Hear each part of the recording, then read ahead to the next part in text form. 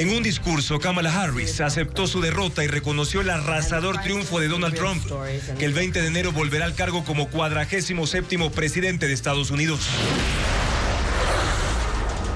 Televistazo detalla cuáles fueron los factores que influyeron en la derrota de la vicepresidenta Kamala Harris y el retroceso político de los demócratas.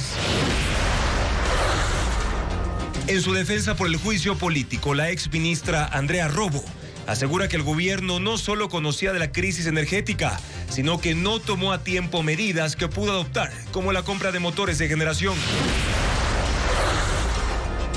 Las hidroeléctricas del complejo Paute pasaron a generar 33% de la energía del país y hoy suplen la energía de Coca-Cola Sinclair, que cayó por los bajos caudales. Petroecuador volvió a quedarse sin gerente y en crisis, tras la renuncia de Diego Guerrero, que estuvo en funciones 5 meses y fue el cuarto en ocupar el puesto en este gobierno. Las audiencias del caso Metástasis, que corre contra el tiempo, se realizarán los 7 días de la semana y la jueza advirtió que sancionará a quienes intenten dilatarlas. El correísmo difunde chats que atribuye al teléfono de Fernando Villavicencio, pero la fiscalía lo desmiente. Jan Topic no entregará su celular para investigaciones por las amenazas de muerte que denunció en redes sociales y no renunciará a su candidatura presidencial. Una exportadora de banano ecuatoriana es investigada por el envío de 13 toneladas de cocaína a España, el mayor cargamento en la historia de ese país. Jugadores del Nacional y el Emelec reclaman los sueldos atrasados y piden ayuda a la Liga Pro. Buenas noches, amigos. Comenzamos con el desarrollo de la información internacional del momento, el triunfo de Donald Trump en las elecciones presidenciales de este martes y las primeras reacciones que se han generado, entre ellas la de Kamala Harris, quien hoy se expresó públicamente reconociendo su derrota. Tenemos un análisis del panorama electoral en los Estados Unidos. Bienvenidos a una nueva emisión informativa en Televistazo Estelar.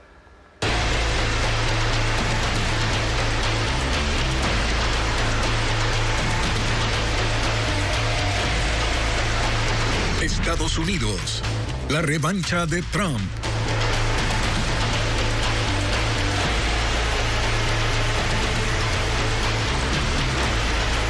El triunfo electoral de Donald Trump representa una revancha política luego de 4 años desde que perdió contra Joe Biden. Trump ha dicho que gobernará dando cumplimiento a sus promesas y dejando atrás las divisiones para hacer de Estados Unidos un país seguro, próspero, poderoso y libre. Pedro Jiménez con más detalles del triunfo del expresidente que nuevamente ocupará la Casa Blanca. A las 2 de la mañana la tendencia era irreversible y Donald Trump había ganado en estados clave, lo que le dio la seguridad para comparecer ante sus seguidores en el centro de convenciones de West Palm Beach, en Florida. Estuvo rodeado de familiares y amigos cuando describió así a este momento de triunfo. This will forever be remembered as the day the American people regained control of their country. I will govern by a simple motto: promises made, promises kept. Llamó a la presidencia de Estados Unidos el mejor trabajo del mundo. De su segunda administración dijo que la tarea que tienen por delante no será fácil. But I will bring every ounce of energy, spirit, and fight that I have in my soul to the job that you've entrusted to me. We will make America safe, strong, prosperous, powerful, and free again. Prometió fortalecer la economía en base a la protección y el crecimiento de la producción. Insistió en su visión de una frontera segura contra la inmigración ilegal.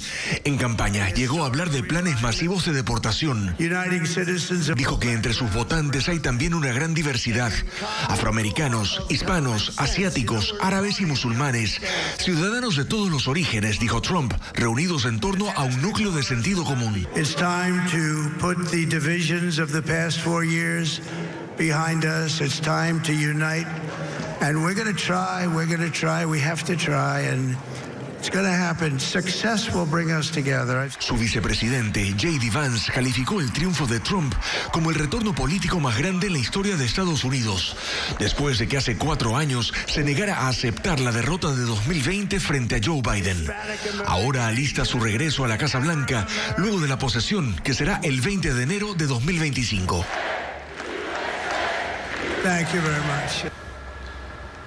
La vicepresidenta y candidata demócrata Kamala Harris reconoció su derrota electoral contra Donald Trump en un discurso esta tarde. Ella habló de una transferencia del poder pacífica y dijo que aunque muchos sientan que el país entrará en una época oscura, espera que no sea así.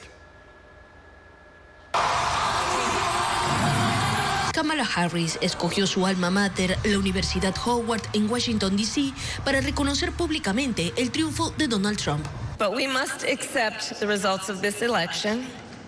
Earlier today, I spoke with President-elect Trump and congratulated him on his victory. Sin embargo, admitió que lo ocurrido ayer no fue lo que esperaba.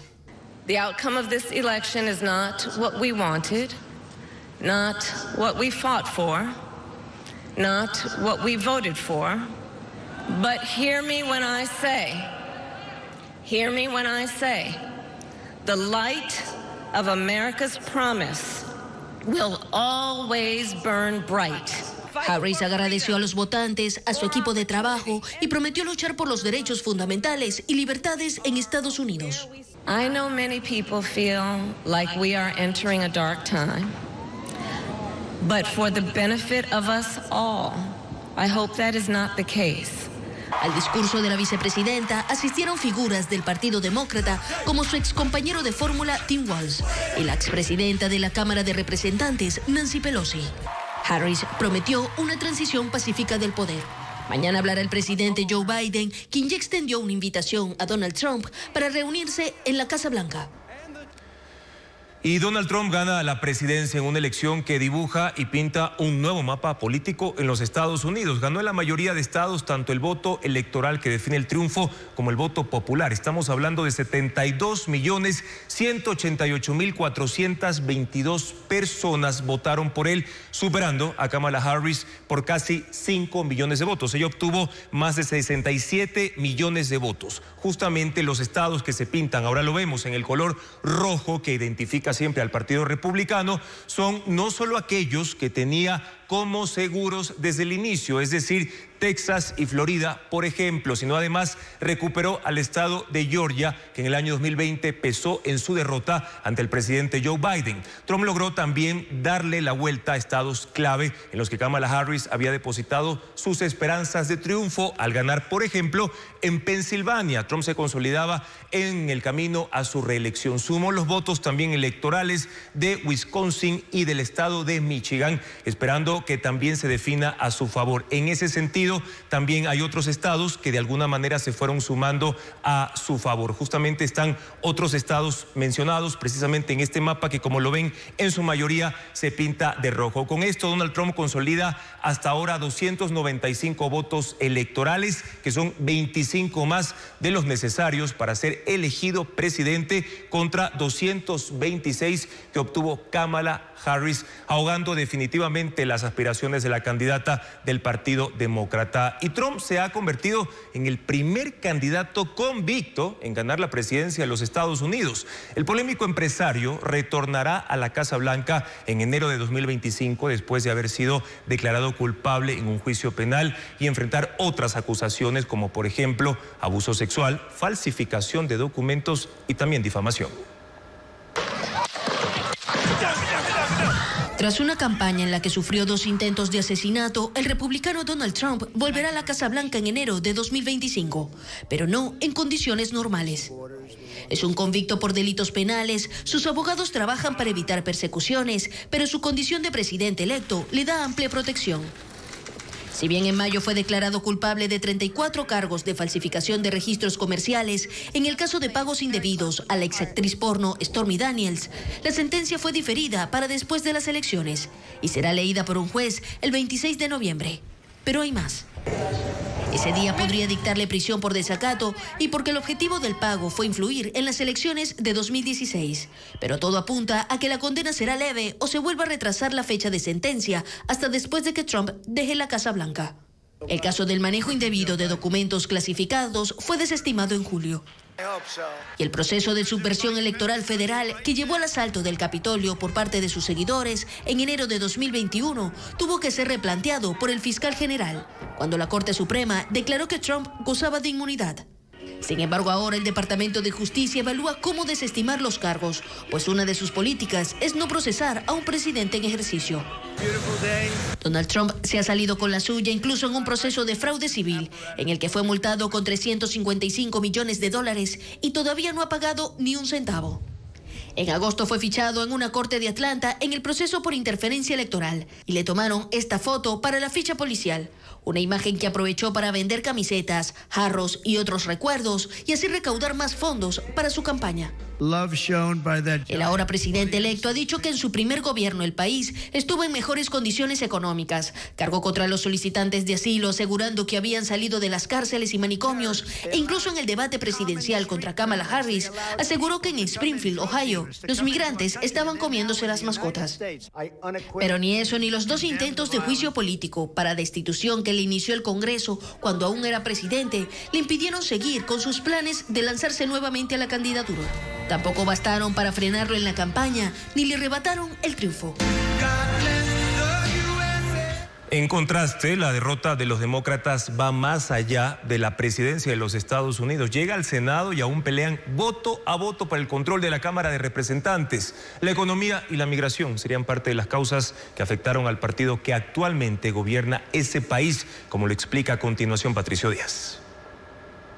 Los demócratas sufrieron este martes una de las más duras derrotas de los últimos años. El candidato presidencial republicano venció a la candidata demócrata no solo en los colegios electorales, sino también en los votos ciudadanos después de 20 años. Trump obtuvo más de 5 millones de votos sobre Harris y se llevó estados clave como Pensilvania, Georgia y Carolina del Norte. Además, los demócratas perdieron el Senado. Sus rivales retoman la mayoría después de 4 años. Aún dan pelea en la Cámara Baja, casi voto a voto para ganar el control. La campaña demócrata no logró aplacar las críticas al gobierno de Joe Biden sobre economía y migración, algo en lo que se responsabilizó también a Kamala Harris como vicepresidenta. Trump incluso acusó a Biden de socialista. La preocupación de los votantes por los altos costos de los alimentos y de la vivienda no tuvo respuesta adecuada de los demócratas y en términos de migración la postura radical de Trump sobre procesos de deportación masivos convenció más que los ofrecimientos de Harris de reducir el flujo migratorio, más cuando ella era la encargada de ese tema en el actual gobierno. Los latinos y los votantes negros que respaldaron a Biden hace 4 años se redujeron frente a los que recibió Harris, igual que los jóvenes menores de 30 años que apoyaban a los demócratas. Las minorías no respondieron como siempre. Pero Harris tuvo solo 106 días para tratar de captar el voto. Llegó a apagar el incendio en su partido ante una candidatura presidencial de Joe Biden que no pudo sobrevivir a la arremetida de Trump y a su salud, que a sus 81 años también se vio afectada, al punto que generó preocupación por los cuestionamientos de su estado mental ante respuestas y gestos en el debate que tuvo con Trump. Ante una posible catástrofe llegó Harris para tratar de salvar la elección y no pudo hacerlo. Ahora los demócratas enfrentarán la renovación sin tener aún un líder reconocido que pueda proyectarlos al futuro y que conecte con lo que los estadounidenses quieren para su país. Petroecuador se quedó nuevamente sin gerente. La renuncia de Diego Guerrero muestra una vez más la inestabilidad de la principal empresa estatal del país que no logra cumplir los objetivos marcados por el gobierno de Noboa. Diego Guerrero renunció a la gerencia de Petroecuador. Es el 4º funcionario que ha pasado por ese puesto en este gobierno, pero es el que más ha durado, 5 meses. Antes de él estuvo Marcela Reynoso durante 4 meses. Ella reemplazó a Eduardo Miranda, quien ejerció la gerencia solo 9 días. Lo había precedido Reinaldo Armijos, el último gerente durante el gobierno de Guillermo Lasso, aunque estuvo 1 mes con Daniel Noboa.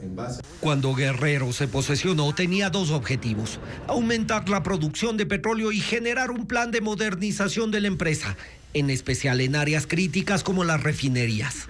5 meses después, la producción petrolera está a la baja y la refinería de Esmeraldas, la más grande del país, sigue en reparación y solo funciona al 43% de su capacidad.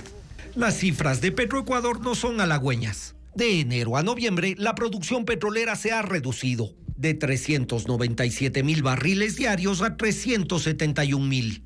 La producción de derivados también está a la baja.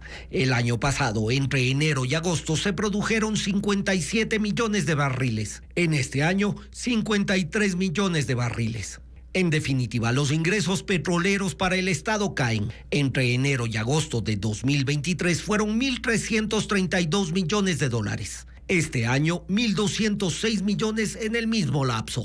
El reemplazo de Guerrero deberá ser designado por el directorio de la petrolera, que está integrado por delegados de la empresa coordinadora de empresas públicas, del Ministerio de Energía, del presidente de la República y de la Secretaría Anticorrupción.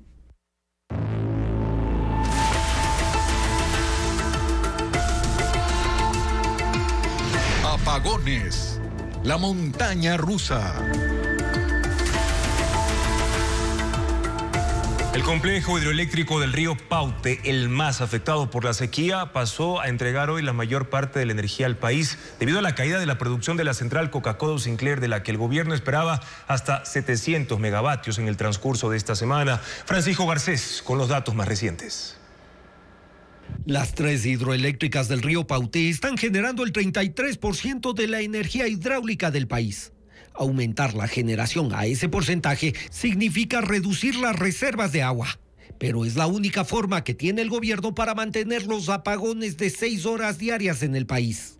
Esas hidroeléctricas están supliendo la electricidad que Coca-Cola Sinclair ha dejado de producir las últimas horas debido a la falta de agua en el río Coca. Al final de la mañana, Mazar, Paute Molino y Sopladora estaban generando más de 900 megavatios. En los planes operativos del SENACE, las 3 hidroeléctricas debían producir 654 megavatios durante el día. Así se rompió la tendencia de las últimas 3 semanas en las que Coca-Cola Sinclair fue la que más energía entregó, permitiendo reducir al mínimo la producción de las plantas del Paute para que sus embalses se recuperen. La consecuencia inmediata es que en las últimas 24 horas el embalse de Mazar cayó casi 1 metro.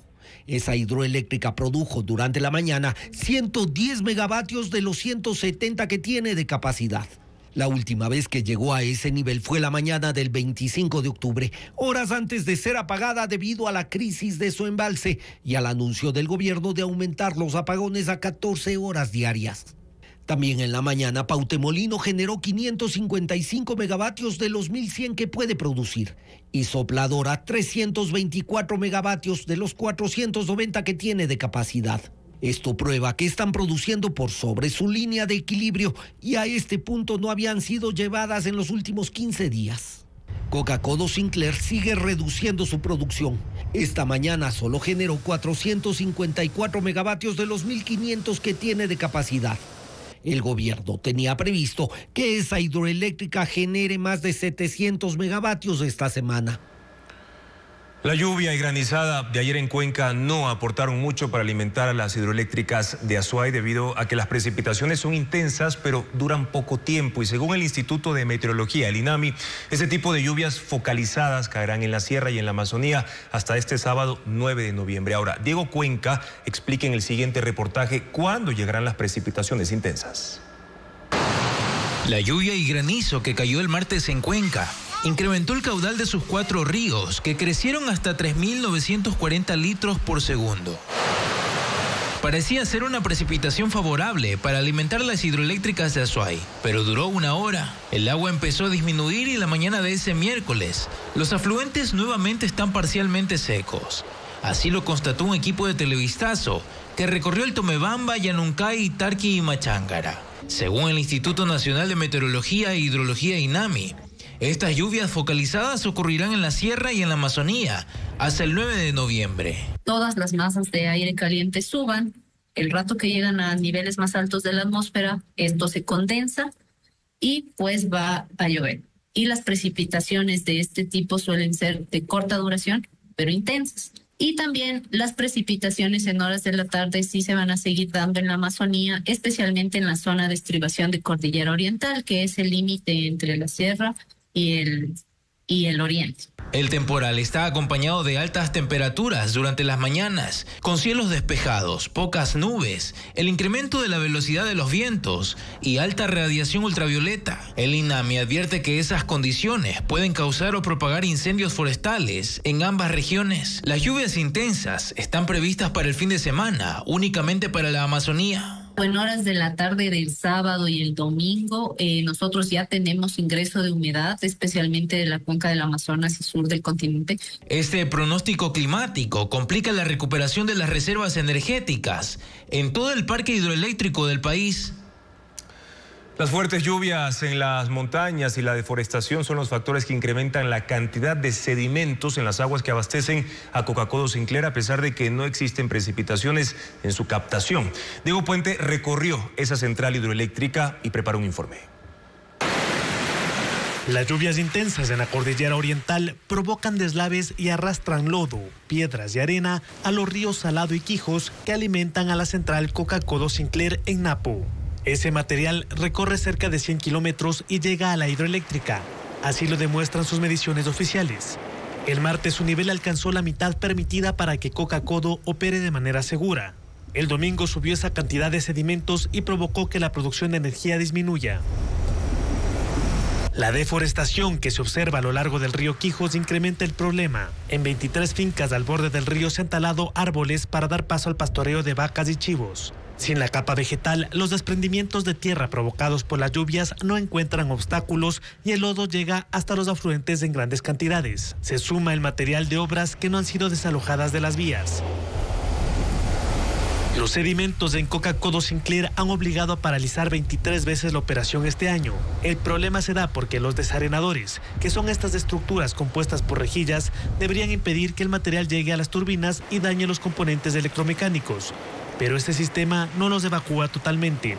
En esta época seca, que se extenderá hasta mediados de diciembre, se observa el caudal disminuido en los ríos Quijos y Salado, y en su lecho hay troncos y arena acumulada, que cuando existan crecidas serán arrastrados a la central, lo que aumentará el nivel de los sedimentos y podría provocar nuevas paralizaciones.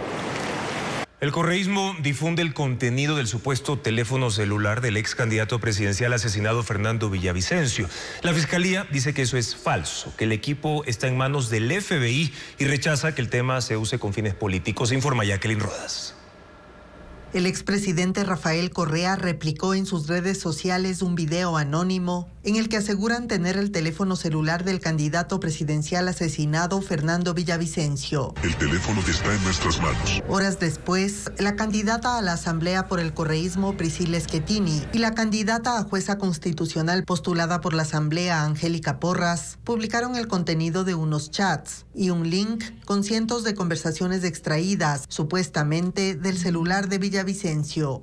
Y hemos podido encontrar que nuevamente le involucran a usted, señora Diana Salazar. Nadie explica su origen, cómo accedieron a esa información, quién la subió al link que difunden, o si los chats se extrajeron bajo cadena de custodia garantizando su autenticidad. Mediante un comunicado, la Fiscalía desmiente esa afirmación e informa a la ciudadanía que dicho dispositivo móvil se encuentra en cadena de custodia del FBI en Estados Unidos. Es falsa y no podría estar en posesión de quienes intentan generar confusión a puertas de una campaña electoral. También aclara que el FBI envió una copia del contenido del equipo a la Fiscalía en el marco del juicio que terminó con 5 sentenciados por el asesinato de Villavicencio. En noviembre de 2023, 3 meses después del crimen, su viuda, Verónica Sarauz, confirmó que el teléfono fue entregado al FBI porque la familia no confiaba en las autoridades ecuatorianas. Pese a las amenazas en su contra que denunció en redes sociales, Jan Topic asegura que no entregará su celular para investigaciones. Además, sigue a la espera de que el Tribunal Contencioso Electoral resuelva si dará paso a su candidatura a la presidencia de la República. Mientras tanto, la vicepresidenta Verónica Abad fue multada por campaña anticipada, pero no perderá sus derechos políticos, como lo informa Luis Alfredo Zúñiga.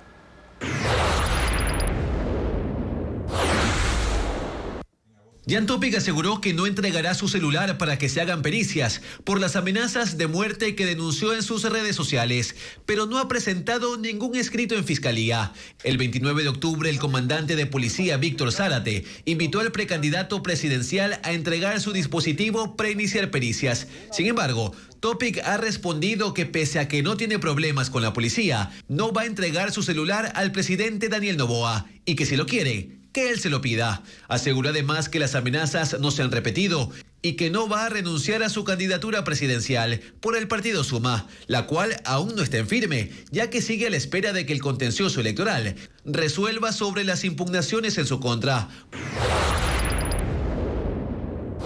La vicepresidenta Verónica Abad deberá pagar una multa de $8.500. Así lo resolvió este martes el Tribunal Contencioso Electoral, tras aceptar la denuncia del consejero de Participación Ciudadana, Juan Esteban Guarderas, contra la vicepresidenta de la República, por campaña anticipada en las elecciones seccionales del 2023, cuando se postuló a la alcaldía de Cuenca. El TCE aún tiene que resolver otras 2 denuncias contra la vicepresidenta por violencia política de género.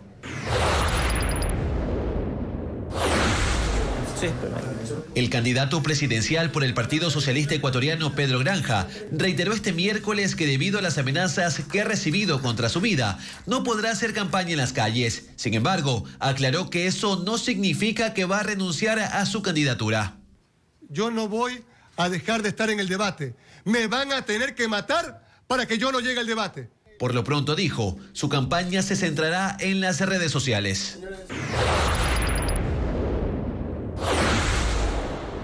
La jueza de la Corte Nacional de Justicia, Mercedes Caicedo, ya solicitó autorización a la Asamblea Nacional para iniciar un proceso judicial a Mónica Palacios. Esto luego de que el presidente Daniel Noboa presentó una querella en contra de la legisladora del correísmo por calumnias. La denuncia se da por los comentarios del asambleísta en un video difundido en redes sociales el 22 de junio. Palacios reaccionó la tarde de este miércoles, calificando el hecho de persecución. Dijo no tener miedo y que seguirá fiscalizando la gestión del mandatario. El presidente Daniel Noboa ofreció por medio de sus redes sociales trabajo para 80.000 jóvenes, quienes podrán ganar $400 mensuales. Los beneficiarios deben participar en iniciativas de los ministerios de Ambiente, Agricultura y también el de Transporte, que durarán 3 meses. Luisa María Heredia informa que el costo de este programa del gobierno asciende a $96 millones. El anuncio lo hizo con un video publicado en Instagram la noche del martes. Daniel Noboa le ofreció empleo a 80.000 jóvenes, con una remuneración mensual de $400 por 3 meses. En el audiovisual únicamente se lee que quienes resulten beneficiados serán parte de programas para frenar el cambio climático, sin precisar cuáles. Al final se invita a los interesados a inscribirse, para lo que se colocó un link en la biografía de la cuenta del mandatario. Al hacer clic en el enlace aparece un formulario titulado Jóvenes en Acción. Para obtener más información pide dejar los datos personales, nombre, cédula, correo electrónico, número de celular y detalles del sitio de residencia. Junto a ese recuadro hay una especie de afiche que proporciona más datos. Explica que se trata de un programa de fortalecimiento para jóvenes ecuatorianos de 18 a 29 años enfocado en incentivar su participación en proyectos de protección ambiental y recuperación económica del país. Aclara que quienes pueden participar son aquellos jóvenes sin RUC ni afiliación a la seguridad social, que deseen aportar en actividades comunitarias bajo la guía de entidades como el Ministerio del Ambiente, el Ministerio de Agricultura y el Ministerio de Transporte y Obras Públicas. Reitera el beneficio salarial y describe algunas de las actividades que realizarían: reforestación, educación ambiental, mantenimiento de infraestructura vial y apoyo a pequeños productores. Los inscritos tampoco deben tener título de tercer nivel ni ser beneficiarios de ayudas otorgadas por el Ministerio de Inclusión Económica y Social, consta en el Decreto Ejecutivo 448, expedido este miércoles por el presidente para crear el mecanismo. En el documento se especifica también que el Ministerio de Economía y Finanzas asignará al Ministerio de Inclusión Económica y Social los recursos necesarios para el pago de la transferencia monetaria, que serán los salarios. El costo de esta iniciativa asciende a $32 millones mensuales y a 96 millones en total durante los 3 meses, y se suma a otras ya previamente anunciadas, como la compensación del costo de las planillas de luz de diciembre, enero y febrero, que se calcula en por lo menos $101 millones, o la condonación de deudas de hasta $5.000 con el Banco de Fomento en liquidación, que representa 134 millones, y con Ban Ecuador, que son otros $18 millones. El presidente de la República vetó totalmente la reforma a la Ley de Cultura. Según el jefe de Estado, la norma genera incentivos y estímulos que puedan tener un impacto fiscal. Patricio Díaz informa sobre los temas que incluía la propuesta. El presidente de la República no está de acuerdo con las reformas a la Ley de Cultura y las dejó congeladas por un año. 118 cambios y 7 disposiciones fueron aprobados por la Asamblea el 1 de octubre. Pero el mandatario hizo 18 observaciones en un veto total. Entre las principales, cuestiona la disposición de establecer incentivos y estímulos para personas, empresas e instituciones que apoyen actividades artísticas y culturales. Según el Ejecutivo, esto genera un impacto fiscal y la reducción de ingresos al presupuesto general del Estado. Llama la atención de los legisladores pidiéndoles tomar en cuenta la facultad que posee el Ejecutivo para modificar, crear o eliminar tributos, algo que no está entre las atribuciones de la Asamblea. El veto también señala que la elaboración de la norma debió contar con la participación de gestores culturales, artistas, pueblos y nacionalidades. Hace observaciones a los permisos de filmación, a la gestión del patrimonio cultural. Dice que no precisa si es una desconcentración o descentralización. Otras objeciones tienen que ver con errores y fallas en redacción. La reforma propone también que el IES cree un régimen especial de seguridad social para los trabajadores de la cultura. Fortalece la autonomía del Museo Nacional del Ecuador y le encarga la gestión de los museos del Ministerio de Cultura. Dispone a las instituciones públicas que de los recursos que inviertan en espectáculos o proyectos culturales, el 60% sea para artistas nacionales. El veto total implica que la Asamblea no puede tratar el proyecto en un año y luego, en una sola sesión, debe aprobarlo o archivarlo. El tribunal del caso Metástasis inició el día 14 del juicio poniendo nuevas reglas carrera contra el tiempo para evitar que caduquen las órdenes de prisión de los procesados. La jueza ponente advirtió incluso con acciones legales para quien entorpezca la audiencia, como lo informa Jacqueline Rodas.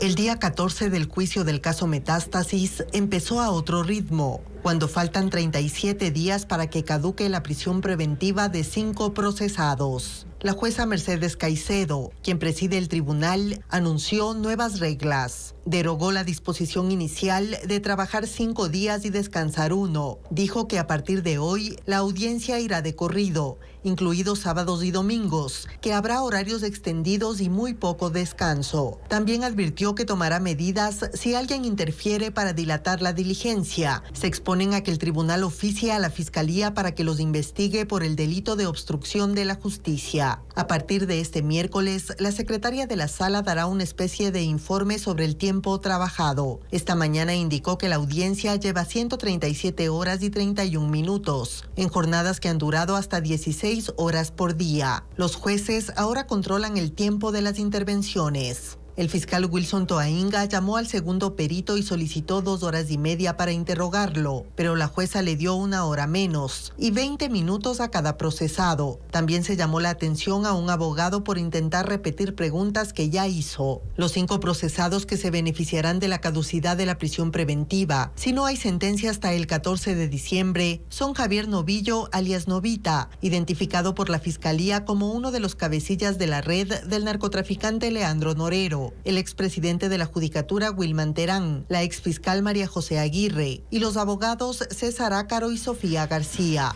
A excepción de Terán, que tiene otras 2 órdenes de prisión, los 4 saldrían de la cárcel. Esto no implica una libertad definitiva. Tendrán medidas alternativas hasta que el tribunal emita su fallo. Si los declaran culpables, deberán regresar a cumplir su pena en la cárcel, pero únicamente cuando la decisión se ejecute, luego de los recursos que pueden presentar. La creación de la Universidad de Santo Domingo será una realidad en tiempo récord bajo pedido de la presidenta de la Asamblea Nacional, mientras el presidente de la República reivindica la autoría del proyecto. Patricio Díaz informa que el primero y segundo debate serán en noviembre. La Universidad de Santo Domingo es casi un hecho, pero se convirtió en una pugna por quien tuvo la iniciativa. El presidente anunció el 1 de octubre que enviaría un proyecto de ley a la Asamblea. El 6, la correísta Viviana Veloz y el socialcristiano Giovanni Benítez se le adelantaron y presentaron uno de 9 páginas.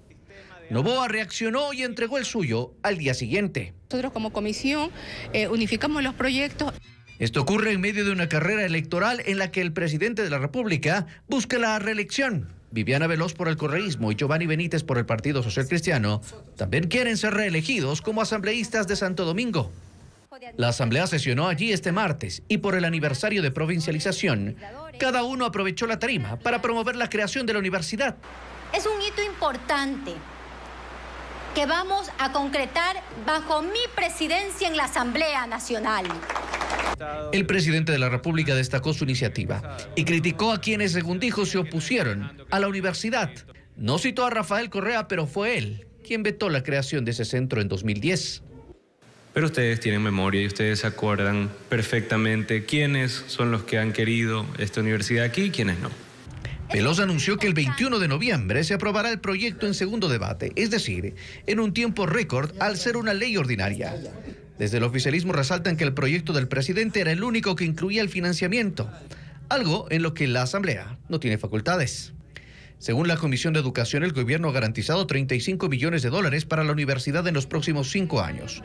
Luego recibirá sus recursos del FOPEDEUPO, que se reparte entre universidades y escuelas politécnicas. Un musical de amor se presenta en el Teatro Sánchez Aguilar en San Borondón. Algo contigo es una obra contada con boleros clásicos, interpretada por los actores Gaby Manso, Fabo Doja y Christopher Solórzano. Estefanía Arias con los detalles de este evento.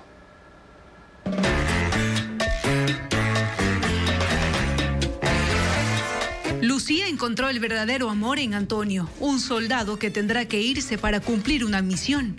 El escenario perfecto para que un cómico y chef italiano, Enzo, se convierta en el mejor amigo de ella. Algo contigo, el musical que se estrenó este miércoles en el Teatro Sánchez Aguilar en San Borondón, interpretado por Gaby Manso, Fabo Doja y Christopher Solórzano.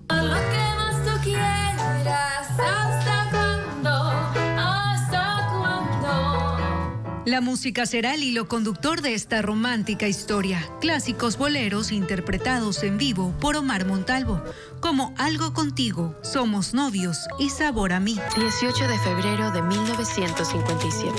Una historia de amor y esperanza que se presenta al aire libre, pues las funciones son todos los miércoles de noviembre en el Café Vino Bar de este espacio cultural a las 20 horas. La policía española presentó las 13 toneladas de droga incautadas hace 2 semanas en el puerto de Algeciras, provenientes de Ecuador. Paul Romero explica que una persona está detenida y se investiga a la empresa vinculada con el cargamento más importante en la historia del narcotráfico en España. Este miércoles la policía de España presentó el cargamento de droga calificado como el más grande incautado en ese país y que llegó desde Ecuador. La policía difundió en su cuenta de la red social X videos, fotografías e información de esta captura. Hoy hemos presentado en Algeciras la operación policial que ha interceptado el mayor alijo en la historia del narcotráfico en España y segundo en la Unión Europea, 13 toneladas de cocaína que no han llegado a las calles. La droga fue incautada el pasado 14 de octubre en el puerto de Algeciras durante una operación conjunta de la Policía de España, el Servicio de Vigilancia Aduanera, con la colaboración de la Policía Antinarcóticos del Ecuador, que proporcionó información a sus pares de España. Los paquetes de droga fueron encontrados en un solo contenedor cubierto de cajas de plátano que servían como pantalla para esconder la cocaína que salió del puerto de Guayaquil. La investigación sobre la red responsable del tráfico duró 4 años. Las autoridades españolas realizaron durante ese lapso más de 200 inspecciones a contenedores de una empresa ecuatoriana exportadora de banano. Esta empresa tenía alertas por tráfico de sustancias ilícitas. Su nombre no fue revelado, tampoco el de sus accionistas. Se sabe, no obstante, que durante la operación fue detenida una mujer socia de la empresa destinataria del envío. En Ecuador, la policía maneja la información con suma reserva. No ha revelado más datos.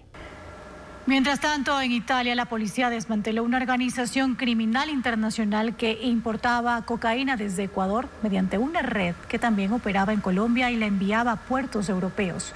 Los cargamentos llegaban en contenedores que se almacenaban para su posterior distribución. Autoridades italianas reportaron que detuvieron a 23 personas en ese país y a 7 en España, Albania, Francia y Rumania, así como 2 toneladas de cocaína y otras drogas valoradas en $70 millones. En un bosque de Guayaquil, militares encontraron osamentas de 5 personas. El hallazgo ocurrió en la parroquia Progreso, cerca de un trasvase que desemboca a un lago donde la policía ha levantado 41 cadáveres en lo que va del año. Diego Cuenca describe lo que pasa en esa zona ecológica. Ese miércoles, la policía levantó cráneos y otros huesos de diferentes extremidades que corresponden a los cuerpos de 5 personas, entre ellas una mujer. Fueron los militares que encontraron los cadáveres cuando participaban en un operativo de control de invasiones en esa zona ecológica que está a 2 kilómetros del sector Voluntad de Dios, que pertenece al distrito Nueva Prosperina, uno de los sitios más violentos de Guayaquil, donde operan 4 bandas criminales. Un antropólogo forense examinó las osamentas, que estaban a 1 kilómetro del trasvase, conocido como el Canal de la Muerte. Ese sitio no es desconocido para los agentes, pues desemboca a un lago del recinto Manga Covacha. Ahí la policía, en lo que va del año, ha ingresado a recoger 41 cadáveres, que aparecieron flotando en el agua con signos de violencia. Los últimos 15 hallazgos ocurrieron en octubre.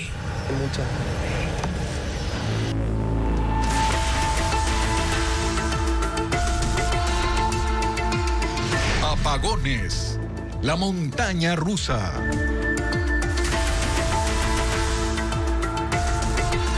El presidente Noboa emitió un decreto ejecutivo para que casas comerciales puedan diferir el pago de las deudas de sus clientes hasta por 90 días. Cámaras del comercio del país señalan que lo planteado por el gobierno no es de aplicación obligatoria ni generalizada. Adriana Bermeo conversó con sus representantes para aclarar dudas.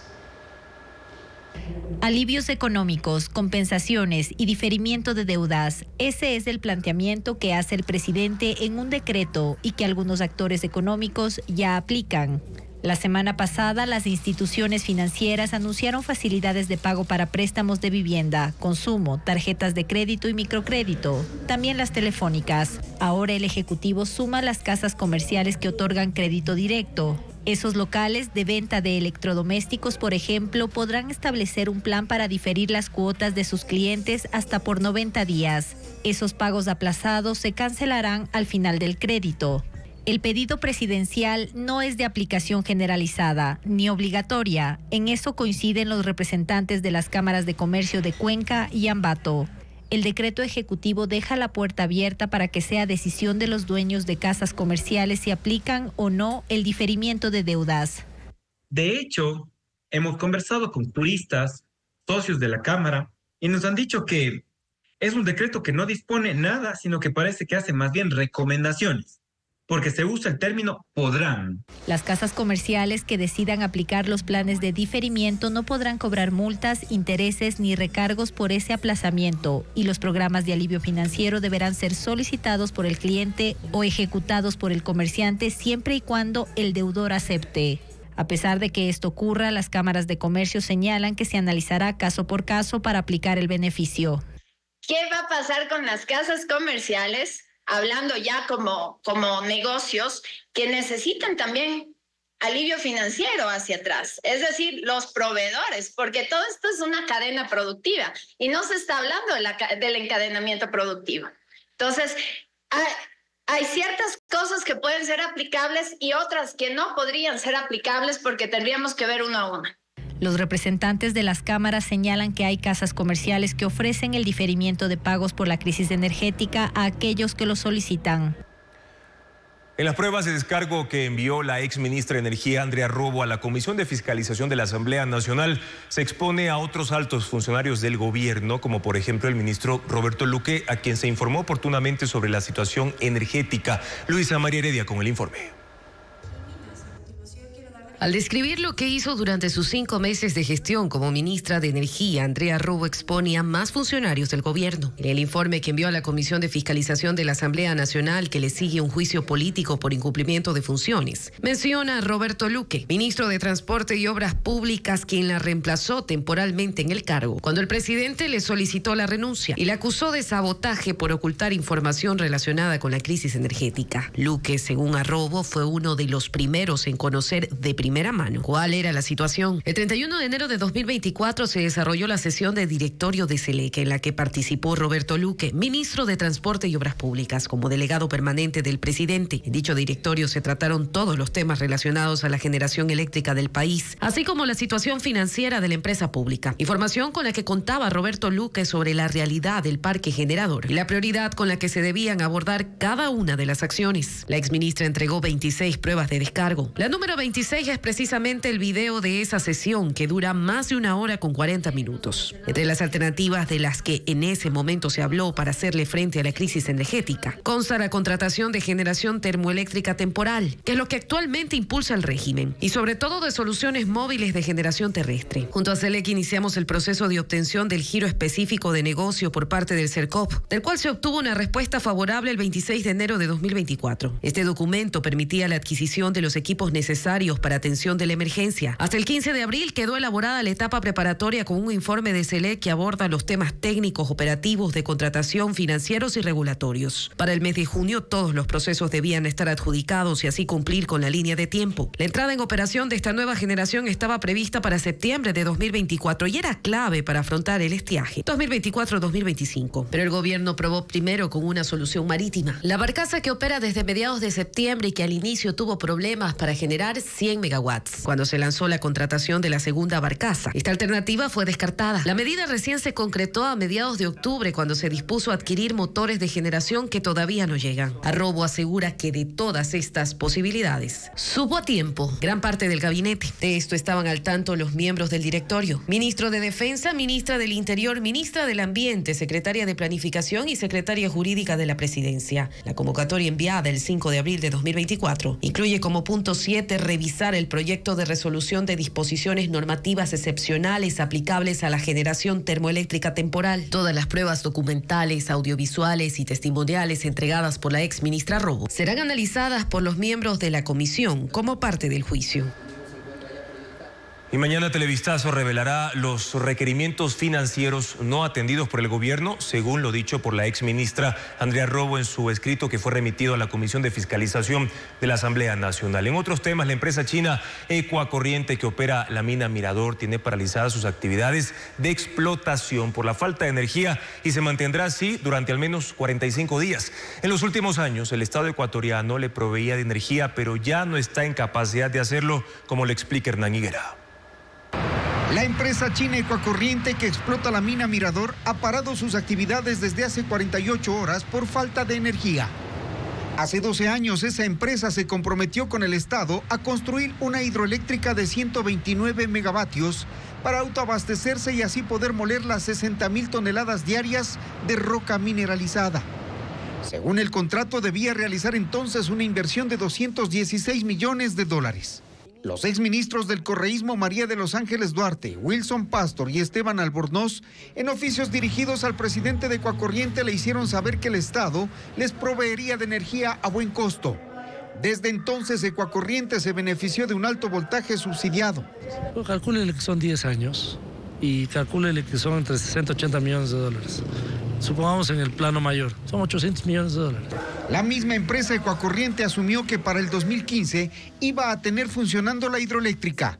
No lo hizo.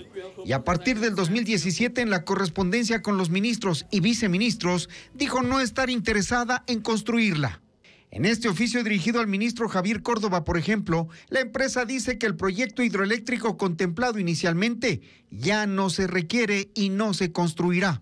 3 años más tarde, en una carta al entonces ministro René Ortiz, los empresarios chinos ratificaron que no harán la hidroeléctrica porque a sus ojos no se justificaba. Con el gobierno de Guillermo Lasso, Ecuacorriente también intentó eliminar la inversión en la hidroeléctrica, a pesar de que su construcción constaba en el Plan Maestro de Electricidad.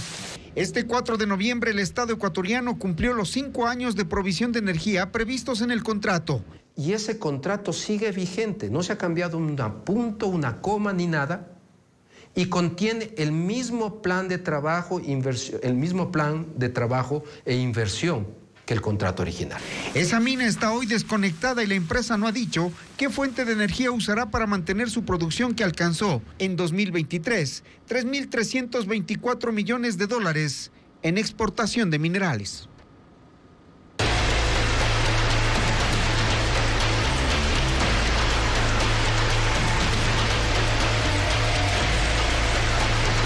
Estados Unidos. La revancha de Trump. Varios jefes de Estado reaccionan mediante redes sociales ante el triunfo de Donald Trump. Las opiniones difieren. Hay quienes lo felicitan y otros rechazan la victoria del republicano. Las posturas a continuación. El regreso de Donald Trump a la Casa Blanca generó reacciones de jefes de Estado. Entre los primeros en expresarse en América Latina estuvo el presidente de El Salvador, Nayib Bukele, que felicitó al presidente electo de los Estados Unidos de América, Donald Trump, y publicó en X una foto estrechando sus manos. El presidente Daniel Noboa, en su cuenta de X, señaló que el futuro parece prometedor para el continente. El mandatario colombiano, Gustavo Petro, el jefe de Estado de Brasil, Lula da Silva, hablaron de diálogo y trabajo conjunto y se refirieron a la paz y la guerra en Palestina. La también izquierdista y presidenta de México, Claudia Sheinbaum, en conferencia de prensa sobre la victoria de Trump, dijo que no hay motivos de preocupación, a pesar de que Trump amenazó con establecer aranceles a productos mexicanos en represalia por la masiva llegada de migrantes. México siempre sale adelante, somos un país libre, independiente, soberano y va a haber buena relación con los Estados Unidos. El presidente de Argentina, Javier Milei, hizo alusión a la frase de campaña de Trump y ofreció su ayuda para hacer grande a América otra vez. El presidente de Israel, Isaac Herzog, sobre Trump, posteó en sus redes sociales que es un verdadero y querido amigo de Israel y defenderá la paz y la cooperación en la región. En Europa aplaudieron la victoria republicana. El presidente de Francia, Emmanuel Macron, el jefe de gobierno español, Pedro Sánchez, y el presidente de Italia, Sergio Mattarella. Trump prometió terminar el conflicto de Rusia con Ucrania. Justamente, Volodymyr Zelensky posteó en su cuenta de X: espero felicitar personalmente al presidente Trump y discutir formas de fortalecer la asociación estratégica de Ucrania con Estados Unidos. El triunfo de Donald Trump y la derrota de Kamala Harris generan preguntas tanto dentro como fuera de los Estados Unidos sobre lo que les jugó a favor y en contra. Ileana Suárez con una radiografía de lo ocurrido en esta histórica jornada electoral. El Partido Demócrata y Republicano escogieron a sus candidatos para la carrera presidencial y cada uno apareció en escena con diversas propuestas de campaña con las que el electorado se identificó de mayor o menor forma. La vicepresidenta Kamala Harris usó como estandarte la lucha por la democracia. Habló del derecho al aborto legal. Le siguieron la economía, las relaciones internacionales y la inmigración ilegal.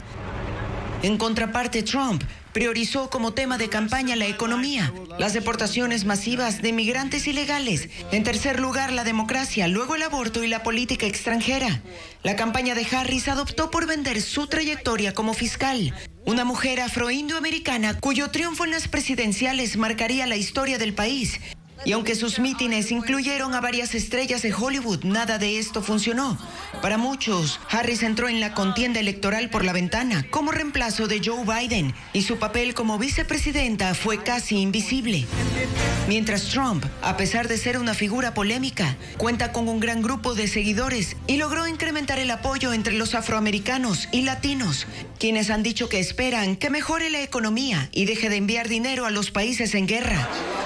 Una encuesta a boca de urnas, publicada por CNN en la tarde de la elección, consultó a los votantes sobre su percepción del panorama del país. Un 43% dijo estar insatisfecho con la situación actual, un 29% dijo estar enojado y solo un 19% se mostró optimista con el futuro, por lo que la necesidad de un cambio era palpable. Es así que los votantes eligieron a Trump, quien el próximo 20 de enero volverá a hacer su juramento en Washington y se convertirá en el presidente número 47 de Estados Unidos.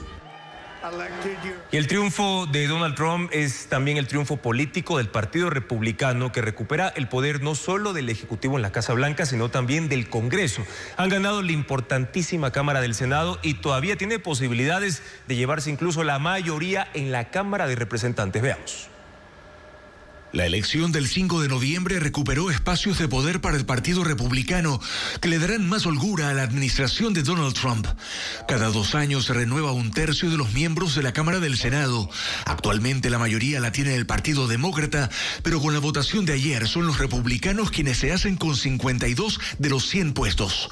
Los demócratas aseguran por ahora 42, pero los republicanos ya tienen mayoría, aunque haya todavía 6 puestos en disputa. En la Cámara de Representantes, en cambio, es esa mayoría no está decidida, pero los republicanos llevan ventaja de 199 contra 180 de los demócratas. Se necesitan 218 para controlar esa Cámara y hay 56 puestos aún en disputa. La Cámara de Representantes aprueba leyes federales, tramita proyectos sobre finanzas del país y presenta acusaciones contra funcionarios de gobierno. El Senado, en cambio, ratifica leyes, aprueba tratados, confirma o rechaza la nominación de secretarios de gabinete, jueces y embajadores, por ejemplo, por lo que la nueva administración de Donald Trump tendrá pocos o ningún obstáculo en esa instancia, que además estará presidida por su vicepresidente J.D. Vance.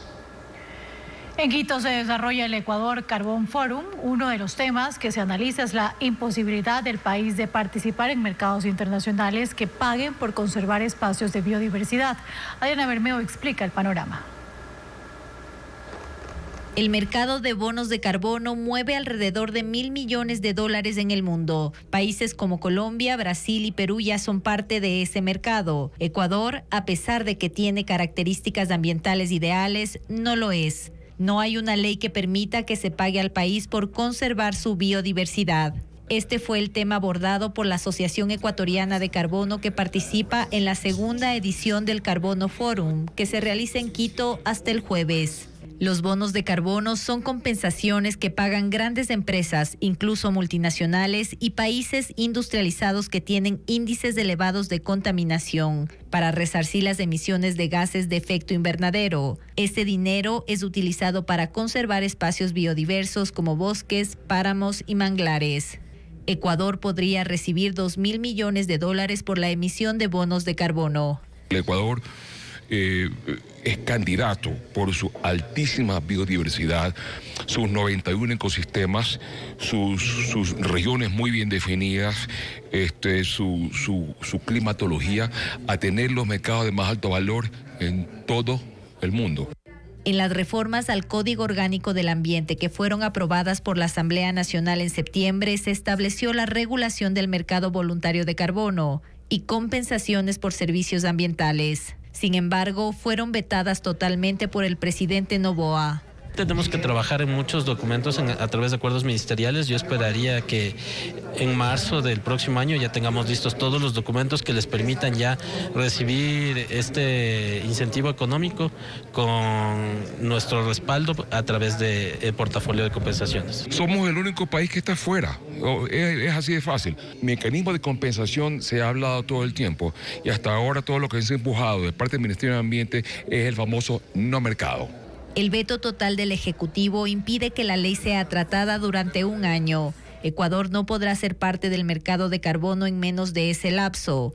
Los bonos de carbono de manglar tienen un valor de $100 en el mercado internacional. Es un dinero que por ahora el país no puede recibir. Más de 20 obras del artista guayaquileño David Salazar Velarde se exponen en el taller Maldonado Galería en el puerto principal. Pinturas y dibujos que indagan sobre la relación humano-naturaleza. Estefanía Arias nos cuenta que la exposición estará abierta durante un mes. Modernidad, estructura, elogios son los nombres de estos cuadros creados por el artista guayaquileño David Salazar Velarde, que hacen un recorrido por su infancia y recrean a un Guayaquil más verde. Una exposición denominada Tada es un nombre sánscrito que significa es esto. Memorias del paisaje, porque es un recorrido que yo hacía de mi infancia. Entonces, a partir de eso es de la memoria, la nostalgia que realizó esta producción. Más de 20 obras en acrílico se pueden apreciar en el taller Maldonado Galería, en el centro de Guayaquil. Salazar afirma que fue una investigación artística que indaga sobre la relación humano-naturaleza. El fondo son obras de Araceli Gilbert, distorsionadas, segmentadas, con cambios de color y formas. Y a partir de esa modernidad, la memoria también de lo verde, de las plantas, del orgánico. La curadora fue Lorena Santamaría, quien afirma que la muestra invita al espectador a adentrarse en un ejercicio de reconfiguración del entorno. La exposición gratuita estará hasta el 25 de noviembre, de lunes a viernes, de 10 de la mañana a 5 de la tarde. Las visitas son con previa cita. Revisamos ahora la agenda cultural. Un concierto de ópera se presentará en el Teatro Nacional Sucre, en el centro de Quito. Además, Estefanía Arias nos cuenta que en el Museo Naim Isaías, en Guayaquil, se inauguró una fusión de arte y literatura con 11 expositores.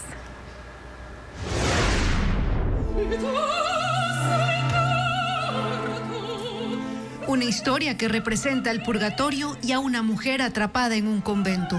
Sor Angélica, un concierto de ópera que se presentará en el Teatro Nacional Sucre, en Quito, dirigido por Eudín Ramos y con la dirección escénica de Charly Calvache.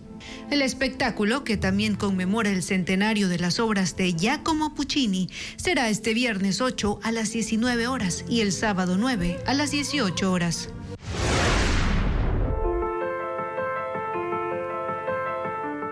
Una fusión de arte y literatura, obras que combinan imagen y objeto, entre el pretexto y el posttexto, libro de artista. Es la exposición que se inauguró en el Museo Naim Isaías en Guayaquil y en la que participan 11 autores. Las piezas invitan al público a una lectura profunda y reflexiva. La curaduría estuvo a cargo de Sara Bolaños. La muestra gratuita estará abierta durante un mes, de lunes a sábado, de 9 de la mañana a 5 de la tarde.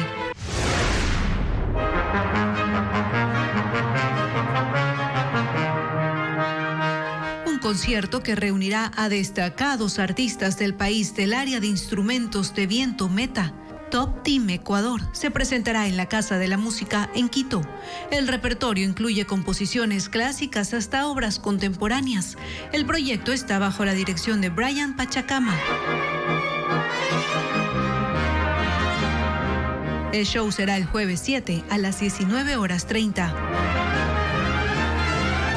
Gracias por su confianza y sintonía, amigos, de siempre. Mañana en Contacto Directo, los invitados son Gisela Garzón, asambleísta de la Revolución Ciudadana, para analizar la hoja de ruta que tomará la comisión ocasional que ella preside para tramitar la reforma y eliminar la prohibición de bases extranjeras, una prohibición creada por el correísmo. Además, nos acompañará Belén Enríquez, penalista en Estados Unidos, para analizar qué pasa con los casos judiciales que tiene pendientes Donald Trump, ahora que ganó las elecciones en ese país. La información continúa a toda hora, amigos, en ecuavisa.com. Información siempre verificada con el sello de Televistazo. Buenas noches.